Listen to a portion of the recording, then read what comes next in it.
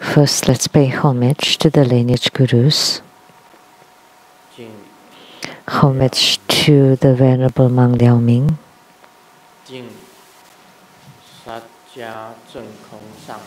Homage to Master Sakya Zhengkong. Homage to His Holiness the 16th Karmapa. And homage to Master Tupten Dorji.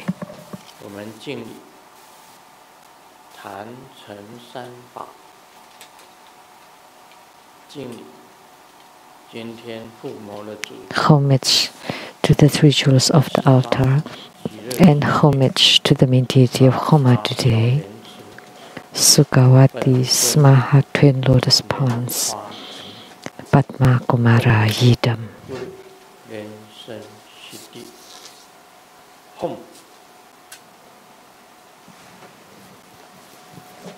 Om Guru Lien Sung Siddhi Hom. Sư Mô Tan Chân Gat Zo Tu Tan Siddhi. All Dharma teachers, Dharma educators, Dharma masters, Dharma educators, Dharma teachers, Dharma lecturers, Dharma assistants, directors of temples and chapters, and all disciples present here and over the internets.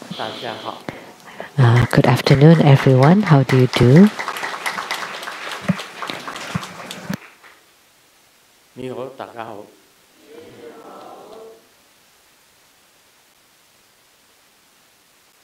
아이스테르 사랑해 오라미코 케케로무초 스코인 이지만 김어지 주미 야피 브린브린 konnichiwa.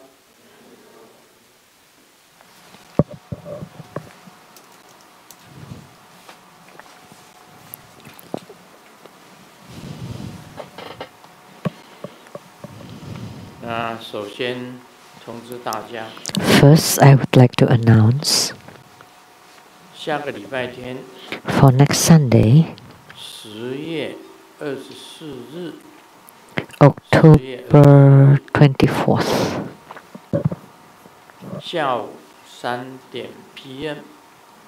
at 3 p.m. there will be Avalokitesvara Bodhisattva Homa fire offering ceremony.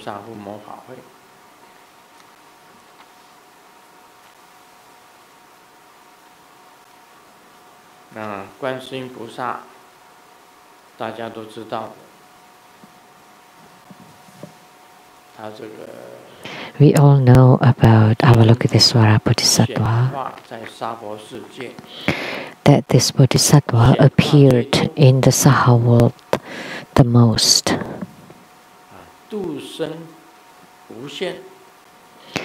and have delivered infinite sentient beings and has myriad emanations.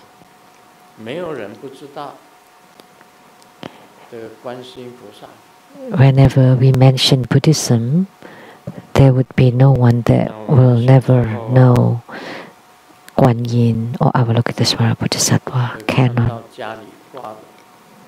When we were young,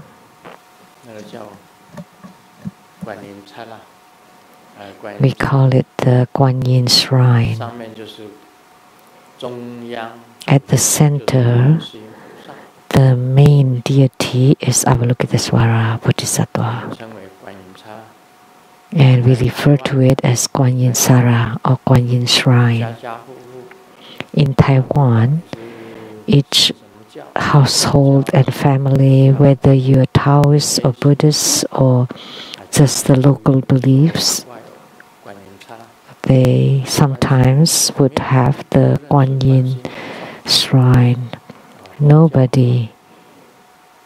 Everybody knows Guan Yin of Buddhism because his affinity with the Saha world is the deepest and has the most deliverance, and he's also a Dharma prince.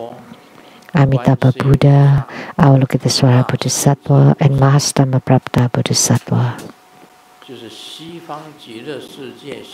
They are the Trinity, the Trinity of the West, from the Sukhavati, or the Western realm of Atmos bliss, or Western paradise. So sometimes when you chant Amitabha Buddha, you also want to chant Namo Avalokitesvara Bodhisattva and Namo Mahastamaprapta Bodhisattva. So Amitabha Buddha is the guiding Buddha, and alongside him are the two greatest bodhisattvas. They are Dharma princes, and he delivered the most sentient beings, or he delivers the most sentient beings. Talking about Tibetan Tantric Buddhism, basically the whole Tibet is the spiritual center of Avalokitesvara Bodhisattva. The whole Tibet is his spiritual center. And furthermore, there are many who are transformations of Avalokitesvara Bodhisattva. We often mention Dalai Lama, who's also an emanation of Avalokitesvara Bodhisattva. Karmapa also. Karmapa, the Dharma King, they are all emanations of Avalokitesvara Bodhisattva. Panchen Lama, they said that he's an emanation of Amitabha Buddha.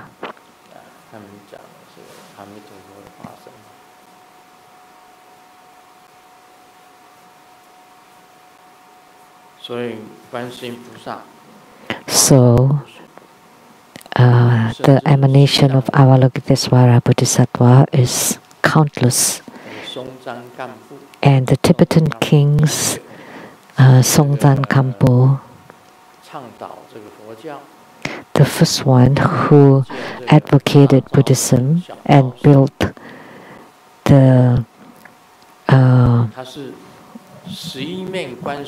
temples, the Ramochi temple and the temple. Songtsen Gampo is the emanation of the 11th phase Avalokitesvara Bodhisattva.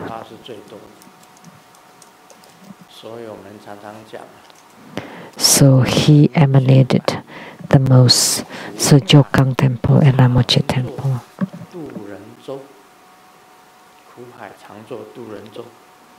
So he continuously sit on the salvation vessel of delivering beings. So he's truly great. You don't become primary supplicants, it would be a pity. But each deity is truly great. When my mother was alive, she often chanted the Universal Gate Sutra of Avalokitesvara Bodhisattva. Every day she chanted that. And for me, every day I would chant the Hiking Kuan Yin Sutra. That's also Avalokitesvara Bodhisattva or Kuan Yin.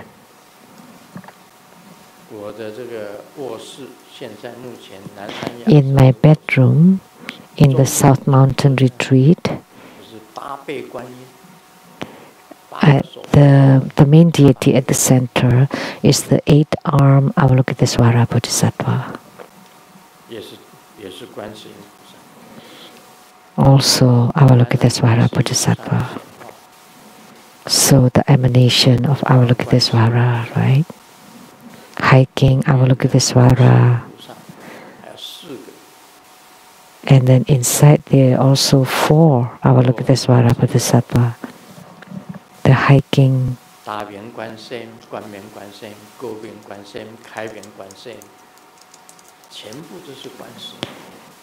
four Avalokitesvara inside the hiking Avalokitesvara Bodhisattva, they are the great wisdom Kuan Yin, observant Kuan Yin, noble Kuan Yin, and expansively minded Kuan Yin. There are many transformation emanations of Avalokitesvara Bodhisattva. Of the 8 great Bodhisattvas, the first one is also Avalokitesvara Bodhisattva.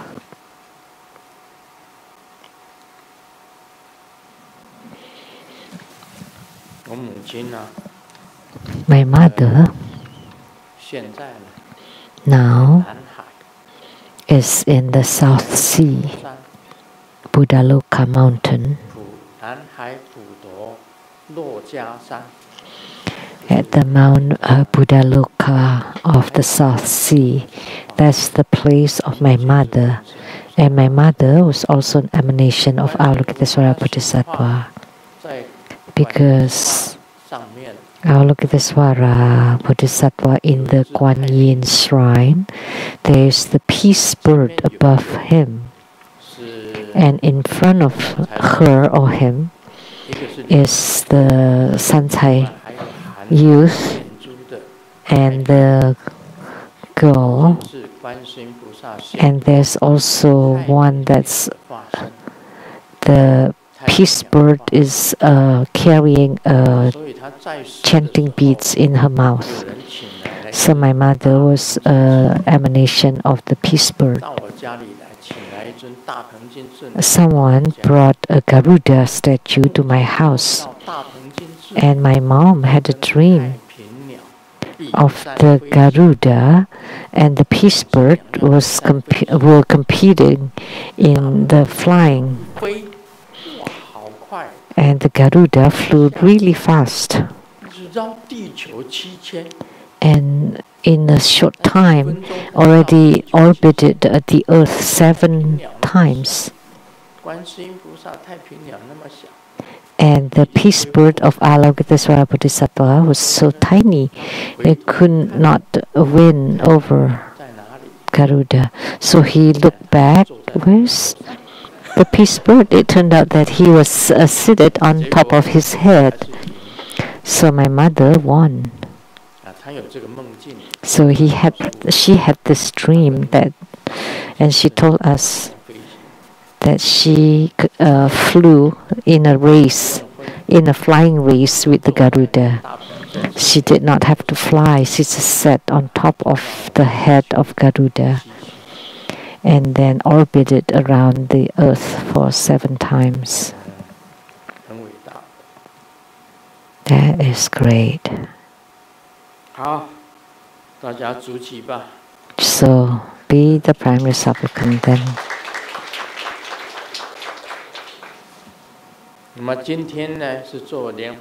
And today we had the Padma Kumara Homa.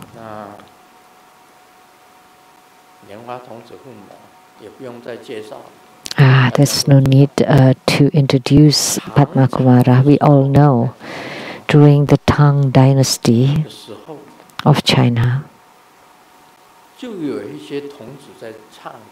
there are already children singing the rhyme. The Lotus youth meets the golden sage. The flowers shower around. Marvelous sound heard above the clouds, talking about the utmost bliss beyond heavens. There were 10 of these children rhymes. Even the children were able to chant it during the Tang dynasty. That's Padma Kumara, Lotus youth. The Lotus youth meets the golden sage. The flower showers swirling in the sky around us. I made it up. It's either way is fine. Everywhere or in the sky or in the space, swirling around. And the marvelous sound heard above the clouds, talking about the utmost bliss beyond the heavens.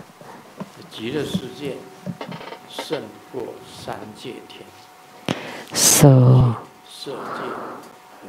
the Sukhavati is above the three realms of the heavenly realms of no form of desire. So during the Tang dynasty, the children already chant this, the rhymes already there. Therefore, Padma Kumara is truly great. I saw the TV monitor in Zoom. There were three that I often see. The little Anhui from mainland China. I'm just talking about the ones from China. The little Anhui, the little Shanghai, and the little Canton. I saw them. And how about Grandmaster? Little. I am the little Fujian.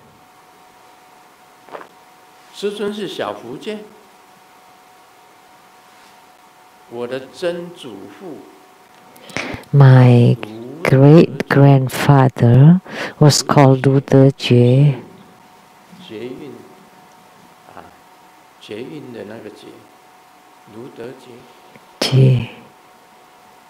Jie, from Jiyin. And he's from Fanyang, Zhangzhou, Fujian. Fanyang, Zhangzhou, Fujian province. My great-grandfather. Fujian. At that place in Fanyang, Zhangzhou, Fujian, the Lu family name is a major family name. It's at the center of the Fanyang city. There is the Lu clan.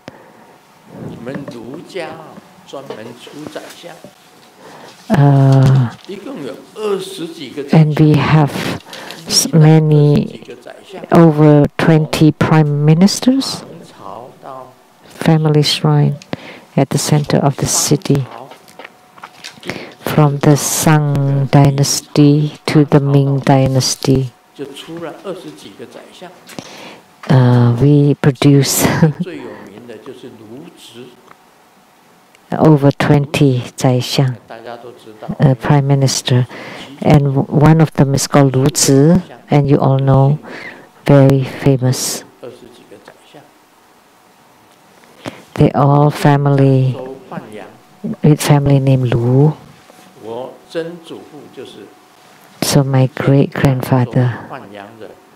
So Fanyang from Zhangzhou in Fujian province, Lotus Jie.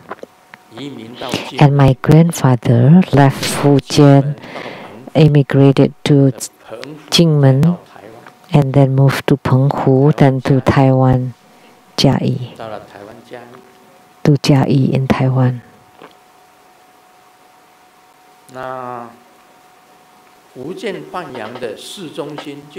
And at the city center of Fanyang, there was the Lu, the family shrine of the Lu clan.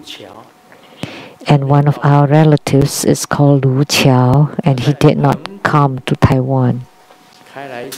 He stayed in Penghu,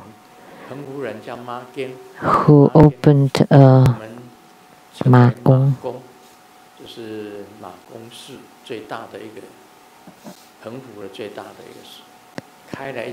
The Ma Gong city in Penghu County or island, and open what? Open a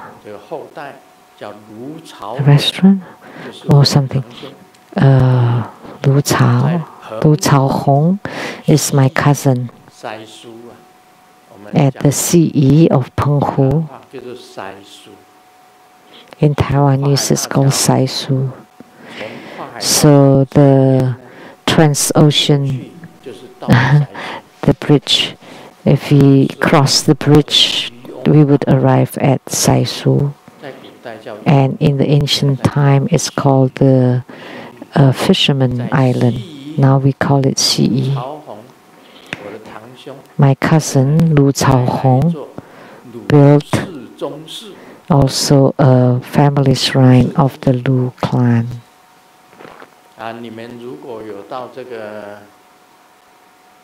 So, if you ever visit or travel to Penghu Island from Taiwan, many people would go there, and you cross the bridge to CE, and then you can see the family shrine of the Lu clan of our ancestors.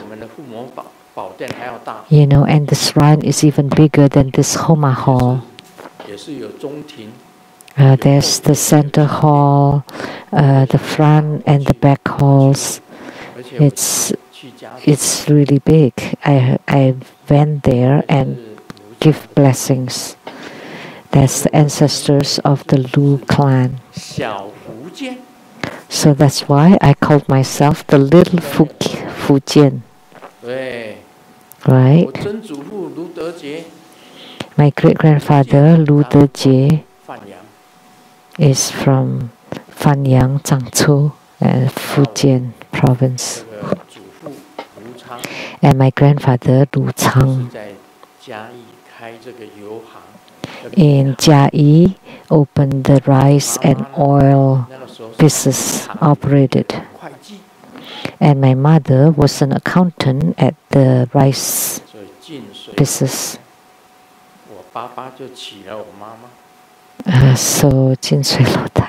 So my father married my mother. My mother was also from Penghu. It was from CE, city or town. And there was the family shrine of the Lu clan from Fanyang. So, if I am not the little Fujian, what would I be? So I called you the little Anhui, little Shanghai, little Canton, and I'm the little Fujian. We're all the same.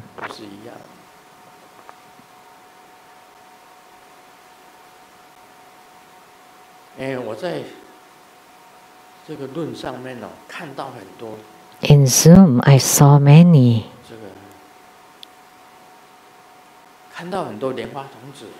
Many Lotus youths, really, many Padma Kumaras. In Zoom, there are several Padma Kumaras. I can call their names from Malaysia. There are two Padma Kumaras. I saw two. Hong Kong. I also saw. Indonesia too.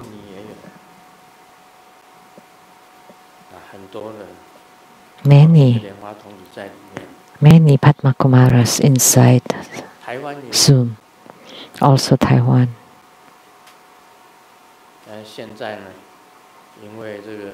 Now,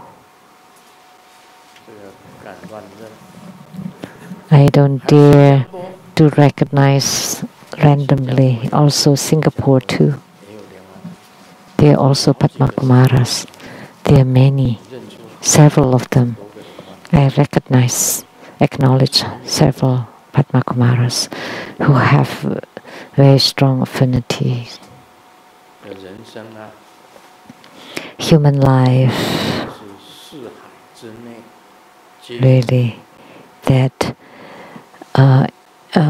inside the four oceans, we are all brothers. We are all closely related. We are all very close.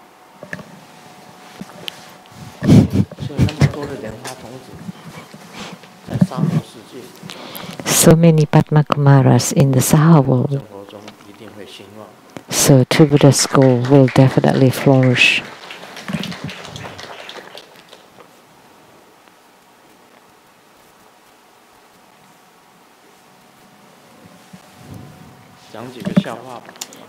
Let me share a few jokes. A young man who took the high school tests on behalf of somebody else, and he was caught. So he was imprisoned, and the prisoners asked him, "How did you get in?" And the young man said, "You wouldn't believe it, because I came in through the tests." It's a little bit playful in Chinese. That is true. So it's like you passed the test and you got in. But it's also because of the tests I got in.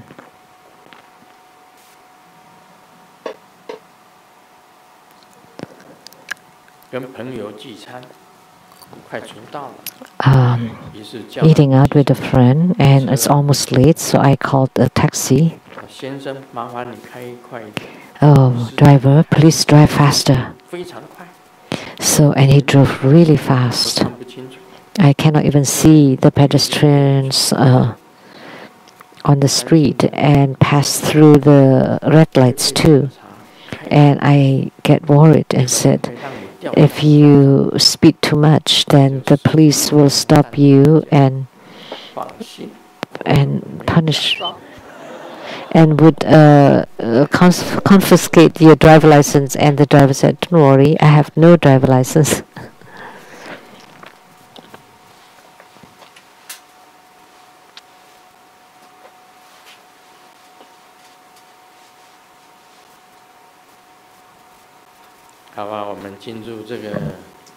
Okay, now we will do the question and answer. From Canada, Lianhua Yuchan. Your disciple pay homage to the lineage of Guru, living Buddha Lien Shang. Great Master, how are you? Sumo, how are you?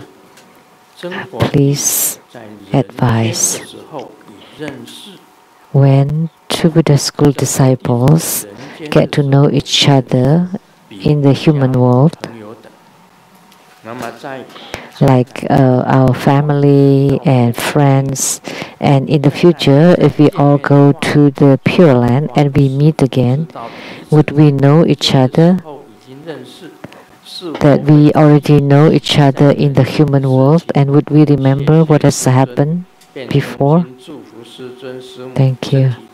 We wish Grandmaster and Sumo health and happiness in your life. Very simple question. That we know each other, we are two Buddha disciples, fellow disciples in the human world, and then we go to heavens or in the Maha Twin Lotus Ponds, would we know each other still?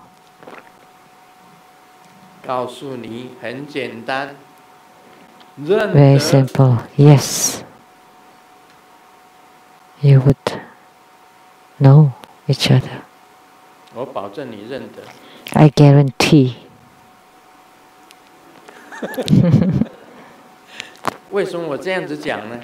Why did I say this? Very simple.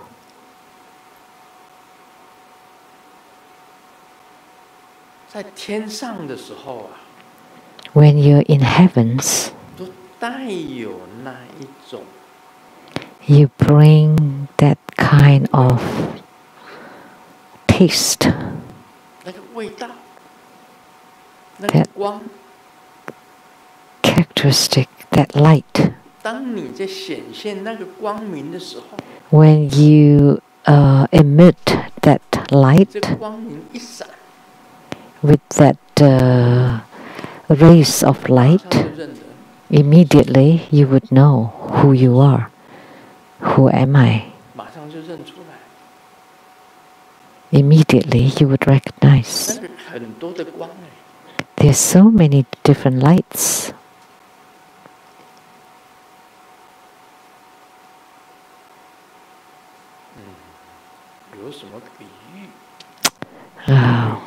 What analogy can I use?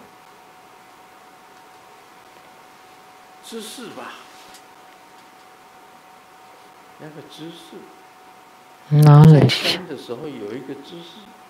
Like if you have a certain knowledge when you were on earth, like from far away, like at the temple and someone's walking like this, then I would know that that's Juru. I haven't seen his face, it's from far away.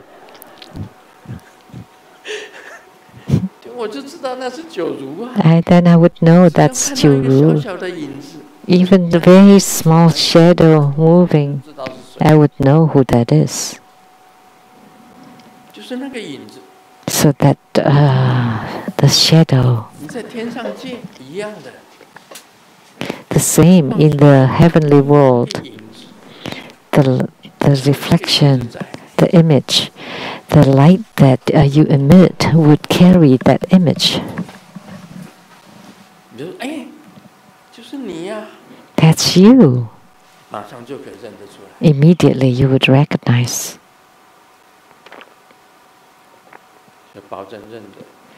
It's guaranteed you would know. Even from very far away, you can recognize who that is. It's just the way the light was emitted. Then the characteristic of the light would be you would recognize immediately. Like if you go to heavens of sound and light, then there are only lights there. So with the flickers of the light, that's like a language, like communication. So they use light to communicate, to pass information. That's the heaven of light and sound. So that means that light acts like sound in that heaven. So if you had been in the military or the navy, that you would understand the signs of the flags. 2 flags up, one like this, what it means, like this. That's the flag language.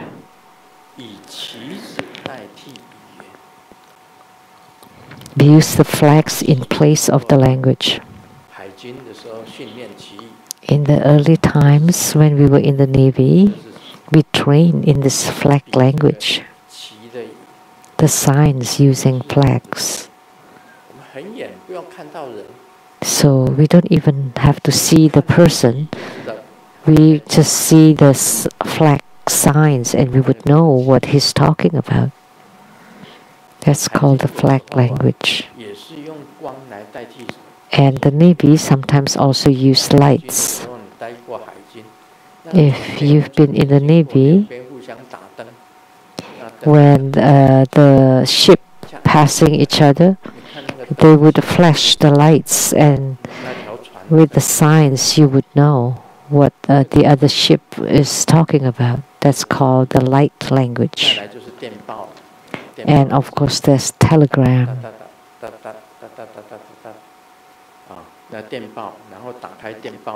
So the person who received the telegrams, then you can check that's the language.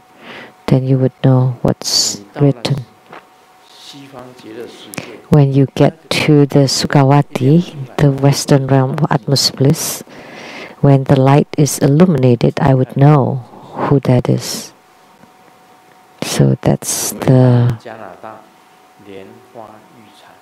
characteristic of seeing the light. That's the answer to Lian Hua Yu Chan from Malaysia, from Canada. Because I have stayed at the Mahatwin Lotus Ponds of Sukhavati, so I understand about the light language. So then you would know whether you would recognize whether you know the person or not, or know the other party or not. That's the light language. The second question from Taiwan, Lianhua Ru Hua.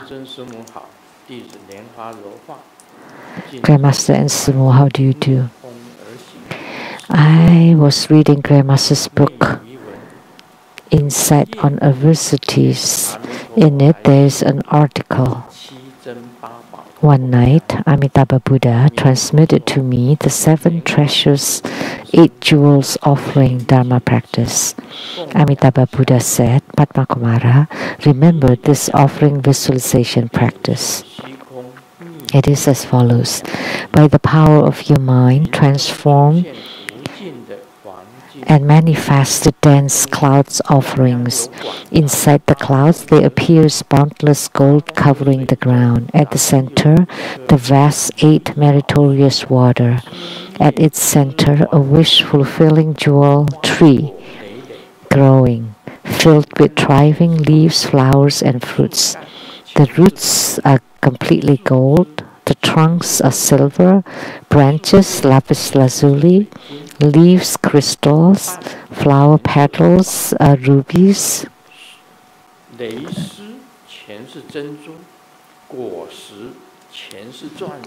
pistils are pearls, the fruits are diamonds.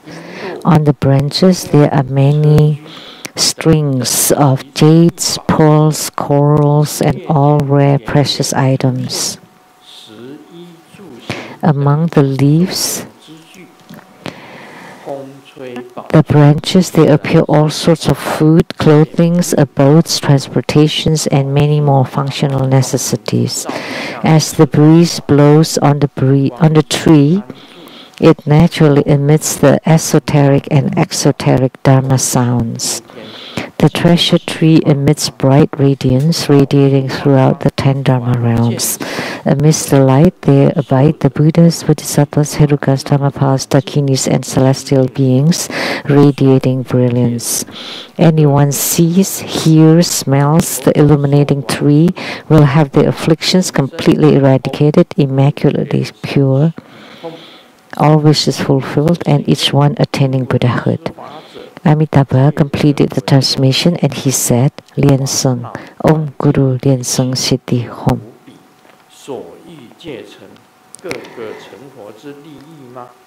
So, your disciples can practice this offering practice.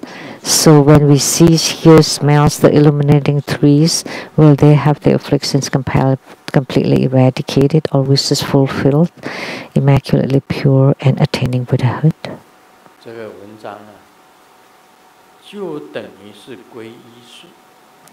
So this article is the same as the Refuge Tree.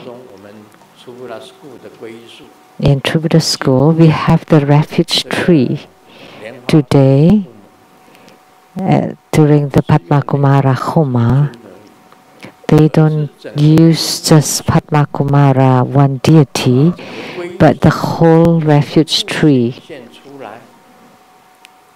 appeared. The whole Refuge Tree. Could you please shoot the image of the Refuge Tree?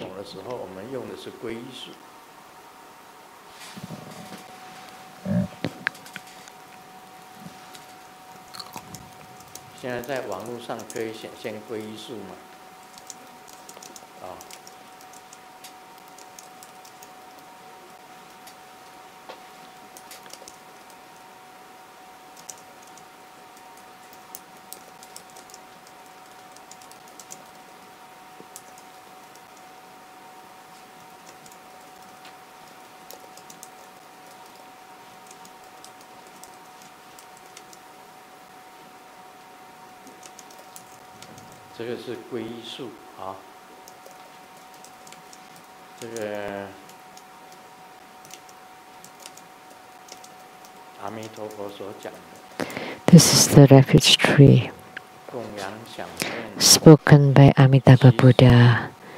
The visualization offering visualization practice. What's written here is to describe the refuge tree. It's not appearing on the screen yet.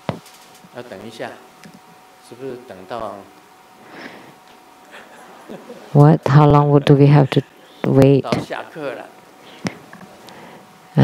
When we got off the class.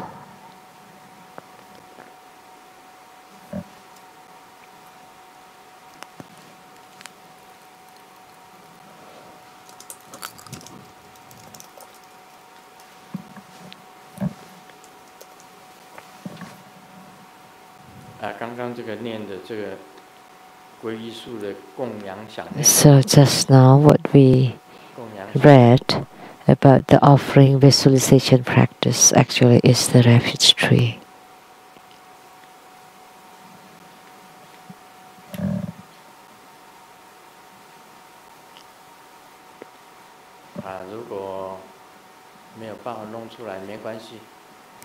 If you cannot show it on the screen, it's okay too.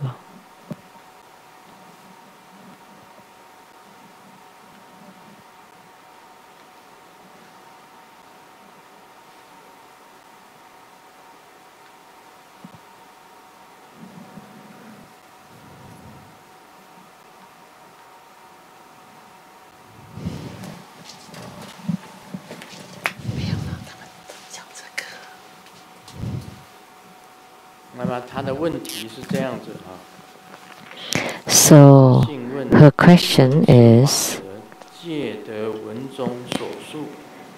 by reading this article,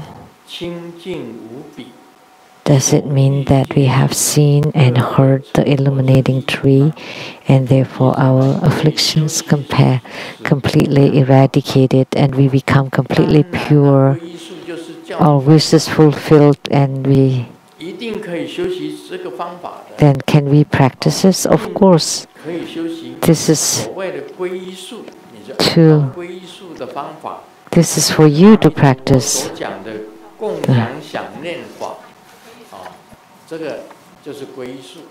So this is the refuge tree. Tree. So the offering visualization practice, if you follow this method, then you can swiftly eradicate afflictions, become pure, all wishes fulfilled, and attain Buddhahood. That is correct. As long as you can visualize the refuge tree, and you can visualize it very clearly, and you sit in front of the refuge tree, and by looking at it, you are mindful of it, then you would reach single-pointedness because all your thoughts focus on the refuge tree. And then if you can merge with the refuge tree, that would be zero. That's meditation. And if you merge, then you would become completely pure, afflictions completely eradicated. When you're mindful of the refuge tree, of course your afflictions are eradicated because you're not thinking of anything else. You're just mindful of the refuge tree. So you reach the one, which is single-pointedness. And of course, afflictions are completely eradicated. Then, of course, once it's eradicated, you're completely pure. And since you're completely pure, all wishes, of course, fulfill. Then whatever you wish for will manifest. And if you rely on the refuge tree, there are many Buddhas and Bodhisattvas inside the refuge tree. Then, of course, each one would attain Buddhahood.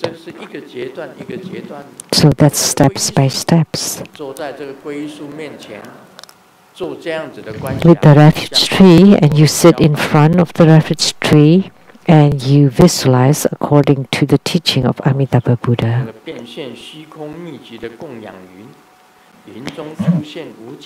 So manifest the dense clouds gathering. Inside the clouds there appears boundless gold covering the ground. At the center, the vast eight meritorious water. At its center, a wish-fulfilling jewel tree growing, filled with thriving leaves, flowers, and fruits. Its roots are gold, trunks silver, branches lapis lazuli, leaves crystals, flower petals rubies, pistils pearls. The fruits are diamonds. On the branches there are many strings of jades, pearls, corals, and all rare precious items. Among the leaves and the branches there appear all sorts of food, clothing, abodes, transportations, and many more. As the breeze blows on the tree, it naturally emits the esoteric and exoteric Dharma sounds. The treasure tree emits bright radiance radiating throughout the 10 Dharma realms. Amidst the light, there abide the Buddhas, Bodhisattvas, Herukas, Dharmapas, Dakinis, and celestial beings radiating light. When you focus, that's 1. When you merge, that's 0. If you're able to merge, that's 0. And then, of course, immaculately pure, all wishes fulfilled, and each one is attaining Buddhahood. That's the answer to Lian Hua Ru Hua from Taiwan. Therefore, the refuge tree is very important. And if you visualize the refuge tree, it's the same as the offering Dharma practice of the 7 treasures, 8 jewels, or the offering visualization practice.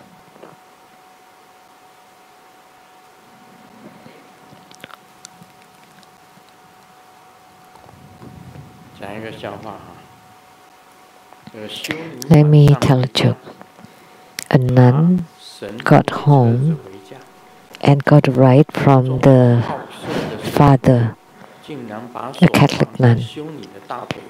But the womanizing father placed his hand on the leg of the nun, and the nun was shy and asked the father, "Do you remember what's written in the Bible, Psalm 193? And the father was embarrassed and then took his hand back.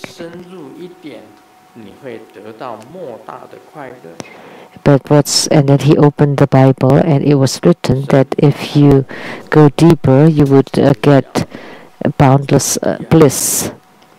And then when he read that, he said, "Oh God, because I didn't study hard, so I lost." Of course, this is just a joke because I've been reading the Bible for so long, but I don't know what 193 page. 193. I know book 1 is Genesis, the first book of the Bible.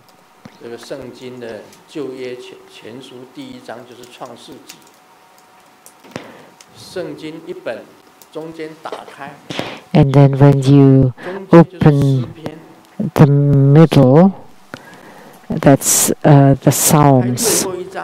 And then the last one is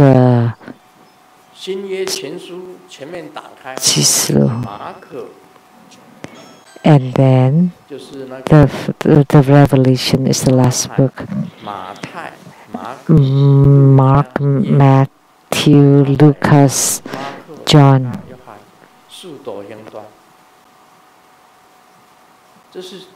Matthew. That's the New Testament. And then when I look at the center, that's Psalms. And then the first one is Genesis. And the last one is Revelation. And then in the New Testament, it's Matthew, Mike, Lucas, Peter, John.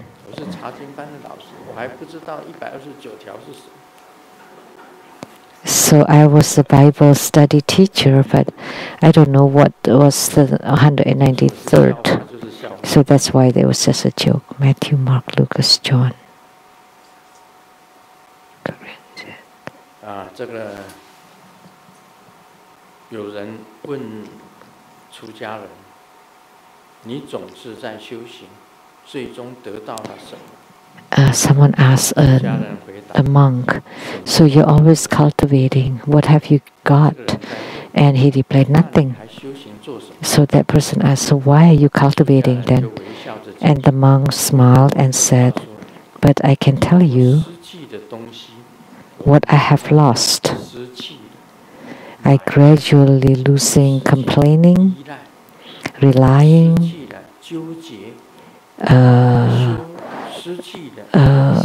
dilemmas, or narrow-mindedness, or nitpicking, or self-accusations, or pessimism, or hope, or shallowness, or short-sightedness. I also lost disturbances and hindrances. So it's not adding, but losing, subtracting. So the goal is not to get anything, but to let go of things. So I let go of my myriad thoughts and I don't add my own wish. So I have said it. No expectations, then you will not be disappointed. I often say that if you have no expectation, then you will not be disappointed. Now, what does Grandmaster Lu expect now? Nothing. No expectations.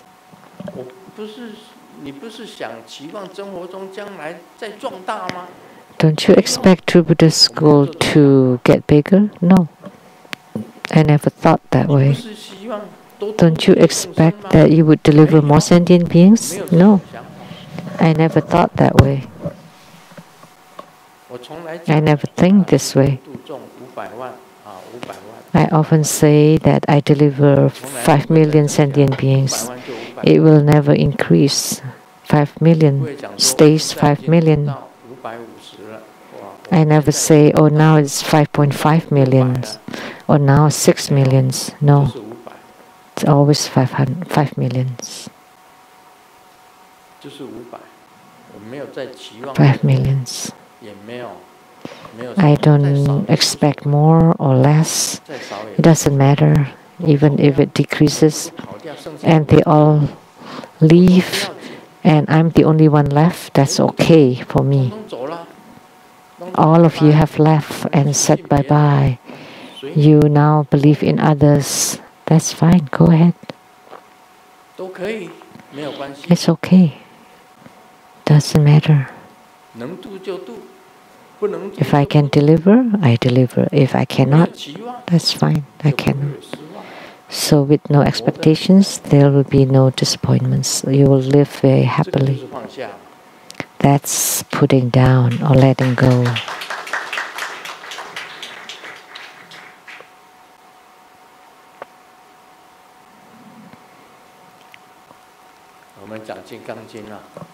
Now we will expound on Vajra Sutra. It's already 5:03.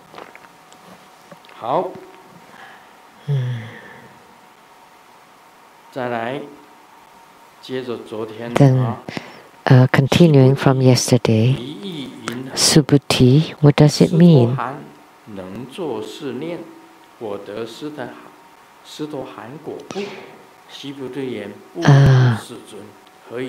Can once returner think this way? I have attained the fruition of a once returner.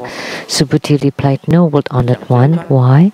Because Sakadagami is called the once returner, yet in reality he does not come nor go. Therefore he is called a Sakadagami or once returner.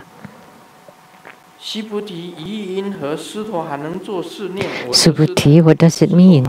Can a Sakadagami think this way? I have attained the fruition of Sakadagami. That's the second level of hardship. That's called Sakadagami. Does he often think that he had attained the fruition of the once returner or Sakadagami? No, you don't think that way. Let me give you an example. The fish, when it swims in the water, would it think that I am now inside the water? No need. He's inside the water. He doesn't have to think about the water. So you attain the Sakadagami. You don't need to think about it because I'm already in the water. I'm already in Sakadagami already. Why are you thinking about it all the time? That's an example. So like we live in the air, are we thinking about the air all the time? Air, air, air, air, air, air. Air here, air there, air at the center. Inside the blankets also air.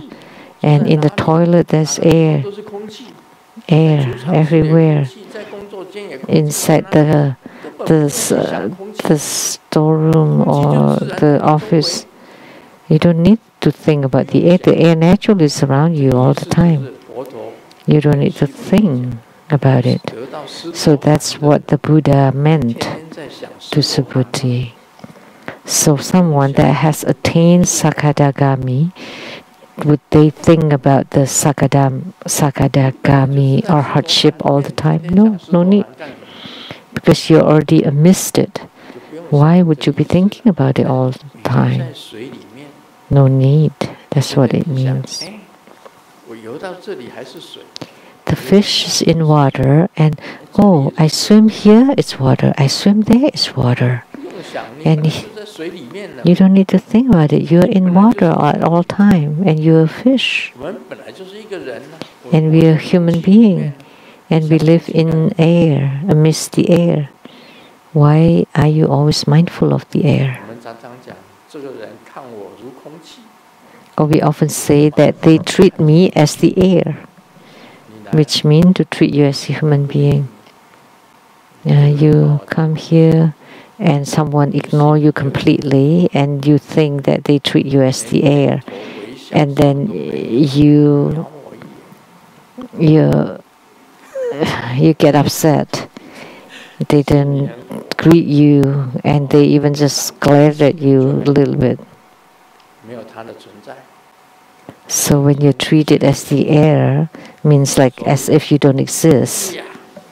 But actually the air always exists everywhere. So no, world honored one, why?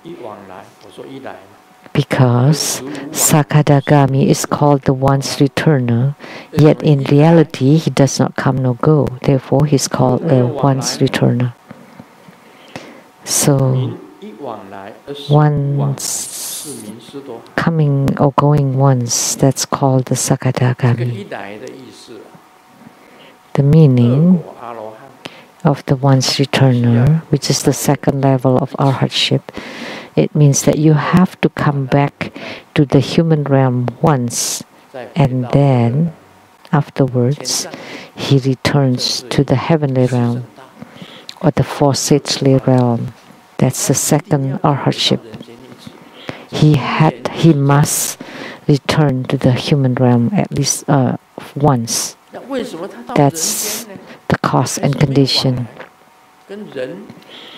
But he's got to the human realm, but still as if he does not come nor go.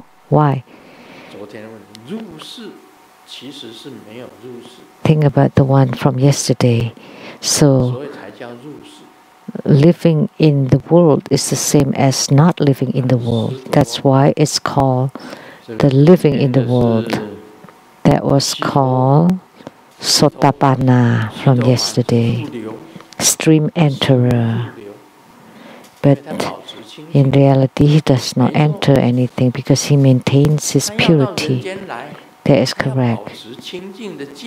And Sakadagami wants to return to the human realm, but he needs to maintain his purity before he goes back to the heavens. Actually, he never gets to the human world, and the human world is the contaminated, evil world. As soon as it's the big pickling pot, as soon as you get here, you're polluted, contaminated. You become kimchi. Kimchi is like a big pickling pot, and all the vegetables placed inside, and all kinds of spices, and then you pickle it for a year or 2 years, not that long. But after time, everything tastes the same, and that's kimchi or pickled vegetables or pickles. One taste. Because when you enter the contaminated world, which is the human world, which is the big pickling pot, all the people, then you learn all the bad habits and habitual tendencies of the human world, and then you will not be able to go back. What can you do? Let me tell you, I have seen a Sotapanna.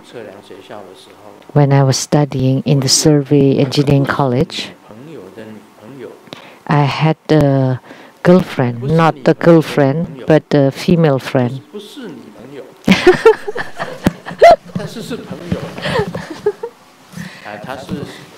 It's a friend, it's a female friend, but not a girlfriend. It's an employee in the office of the Survey Engineering College. When I was studying in the college, I knew her, and she was older than I was, so I called her Big Sis. So it makes things easy for me to take care of things. So one time I went to her house. After my divine eye was opened, I visited her house, and her mom, her sisters, one of them, gave birth to this small size, and she said, this is her older sister. How come so tiny? Because she, like soft bones, could not move at all, just can open the eyes and look at the mom. And still beautiful. She could not talk. The whole bodies, the bones are all like soft bone. And over 20 years, and still it has the chondrosis, and she could only open her eyes. And I looked into her eyes, and I saw the foundation, and it turned out that she was a sage. She was a once returner, second level arhatship.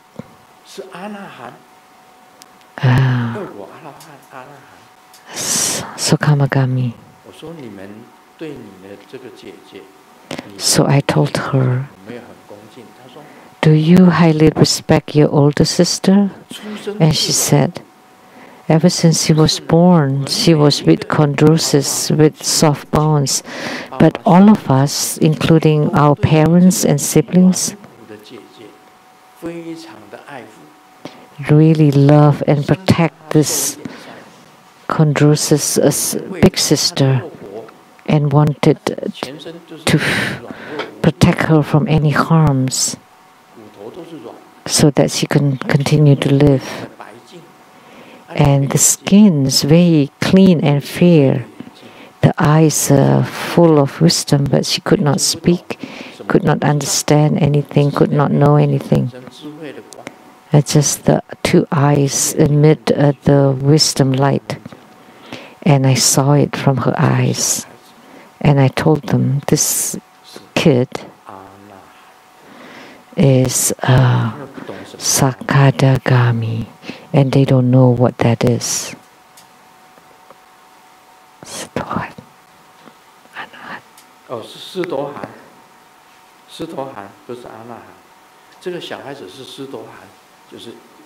So it is actually it's not Arhat but Sakadagami. So she only had to come back to the world one time. So in order to maintain her origin, she found her benefactor that could protect her and to be born in the human realm. Could not move at all, not her arms or legs, her ears could not hear, could not speak, and she could eat to maintain her body. And one day when she dies, that's one's returner, and she's a Sakadagami.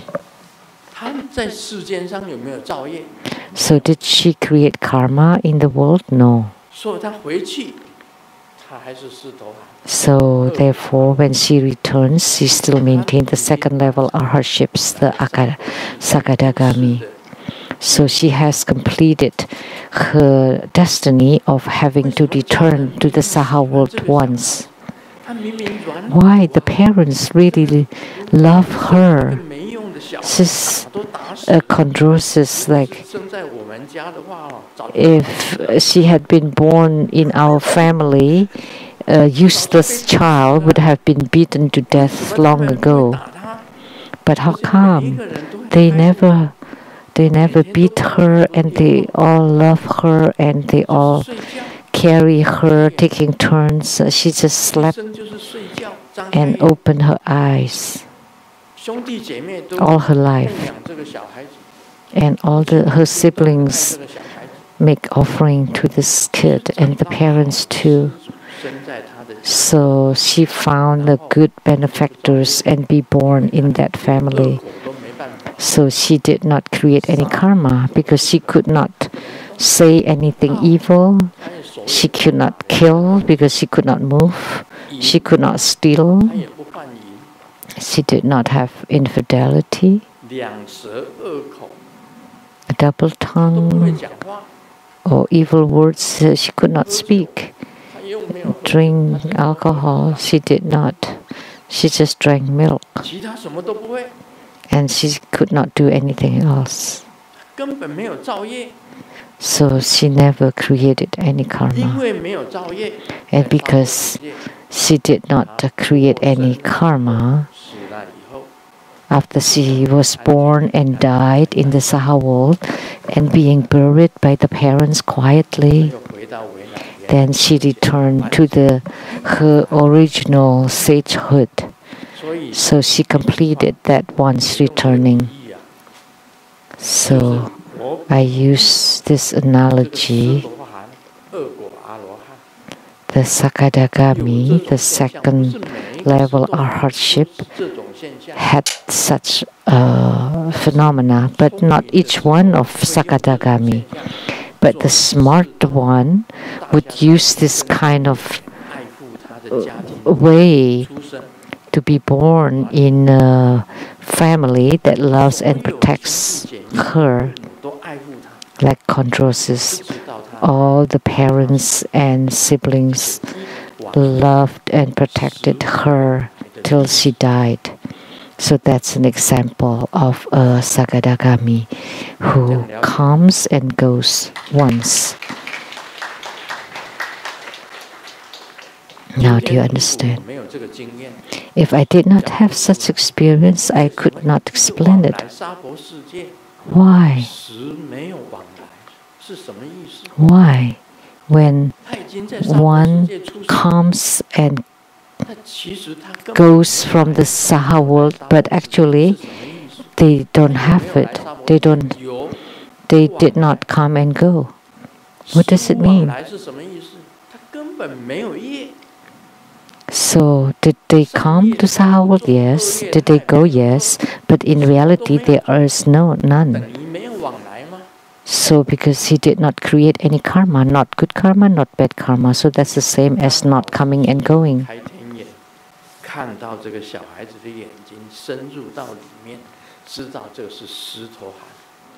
So, just by coincidence, that Grandmaster had opened his divine eye and looked into the eyes and knew. Of course, Sakadagami is Sanskrit.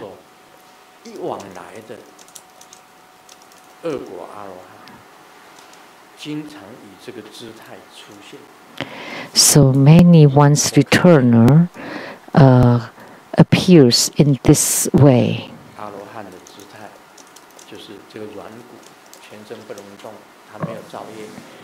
So someone with chondrosis, all soft bones, cannot move, cannot do anything, just the eyes can open and eat and nothing else.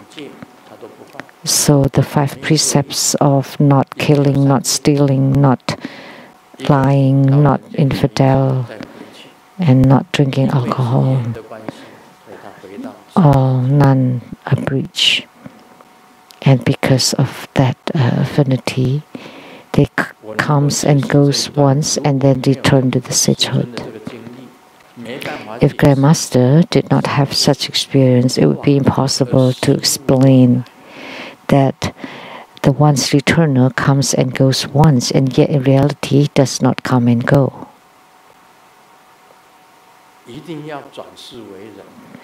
They have to be reincarnated as a human being, but once you're reincarnated as a human being, it's very difficult to return to your sagehood, because the human world is the big pickling pot. You would become kimchi. And once you become kimchi, then you start to have tastes of those habitual tendencies like killing, stealing, infidelity, and double tongue, and evil words, and intoxicants, and alcohols, everything. Unless you comes here and immediately you get to know spiritual cultivation, immediately you shut off the 6 thieves, the eyes, ears, nose, tongue, body, and mind.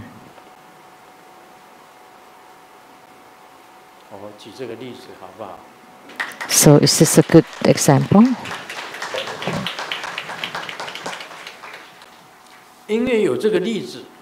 Because of this example, I can explain. Without this example,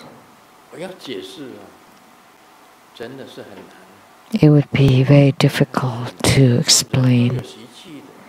Because human beings always have habitual tendencies, jealousies, envy, selfishness. Just now we chanted this habitual tendencies.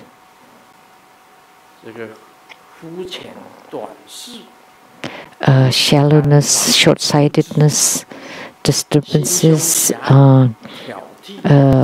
foolishness, narrow-mindedness, pessimism, complaining, relying. They're all habitual tendencies. So today, in our spiritual cultivation, we have no worries, no afflictions. What do we practice? Stop any expectations. You don't expect anything, then you will not be disappointed.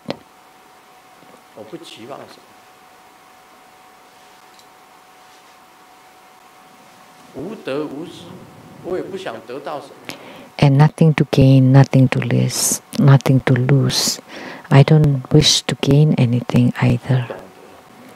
You need to understand. every one of you practice the best you can and reach the first level of our hardships, second level of our hardships, the third level of our hardships, and fourth level of our hardships. There are 4 levels of our hardships. Next time we will explain Anahan.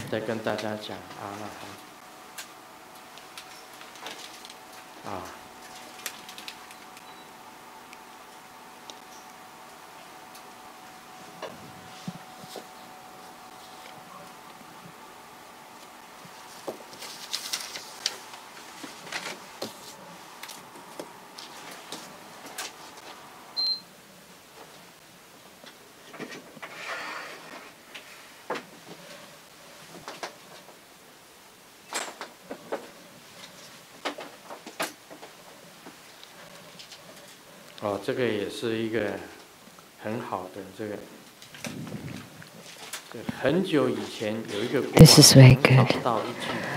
Long ago, there was a king who was seeking for a statement that would make happy people sad and make the sad people happy. And he couldn't find it for a long time. And then one night, the wise told him that everything will pass, whether it's good or bad. Nothing lasts for eternity.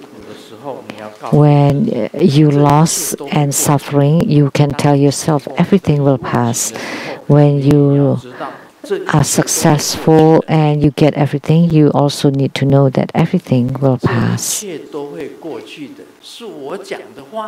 This is what I said. Everything will pass. Om Mani Padme Hum.